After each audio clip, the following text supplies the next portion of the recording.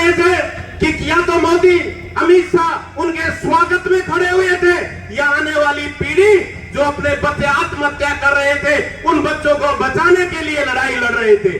आज मैं तो धन्यवाद देना चाहता हूं आप सबको जो इस संख्या में चल कर आए, और मैं अपनी ओर से और खास तौर से आपको विश्वास दिलाना चाहता हूं राठौड़ साहब कि जब भी WES के ऊपर आपके समाज को नहीं सभी समाजों को आवश्यकता पड़ेगी तो आपके साथ कोई चलकर आए या नहीं आए, लेकिन हम लोग कंधे से कंधा मिलाकर आपके साथ वो लड़ाई लड़ने के लिए भी तैयार है। और बात ये नहीं है कि धूप की और छांव की, जब आवश्यकता पड़े और प्रशासन भी आपके सामने आएगा तो ये वादा करते हैं कि कोटपुतली की तरफ से पहली लाठी खाने वाला सीना भी हमारा होगा और ये सर भी हमारा होगा, लेकिन आपके अधिकार से हम पीछे नहीं हटेंगे।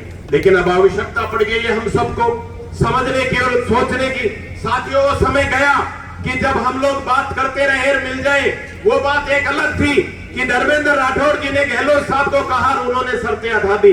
लेकिन अब समय बदल रहा है, अब हम सबको लड़ना होगा, और लड़ना इसलिए होगा कि आज आवश्यकता है हमारे समाज, आपके समाज के उन बच्चों को, जब जिस प्रकार से बंसल साहब ने बताया कि कई बच्चे, हम भी देखते हैं सुनते हैं, जब बात भी करते हैं भाई क्या कर रहा है, तो वो कहते हैं सरकारी नौकरी तो हमें मिलेगी नहीं। क्यों नहीं मिलेगी? कहते हम लोग जर्नल हैं। कम से कम उन बच्चों को ये विश्वास तो दिलाओ कि हम लोग आपके साथ हैं, आपकी लड़ाई लड़ रहे हैं, और उस लड़ाई में हम सब लोग जितने भी समाज के लोग बैठे हुए हैं वो आपके साथ हैं, कंधे से कंधा मिलाकर। क्योंकि जब हमारे आरक्षण की बात थी तो आप लोगों ने भी जो हमें साथ दिया, जो हमें आशीर्वाद दिया, और मैं तो सभी से ये कहता हूं कि जब भी एक भाई को दूसरे भाई की आवश्यकता पड़े तो बिना जात पूछे, बिना धर्म पूछे उसकी मदद करने के लिए पहुंचना चाहिए। अगर मदद करने के लिए भी वो जात और धर्म पूछता है तो मैं समझता हूं कि मानवता को शर्मसार करने वाली बात है। हम सबको मिलकर लड़ाई लड़ने की आवश्यकता है।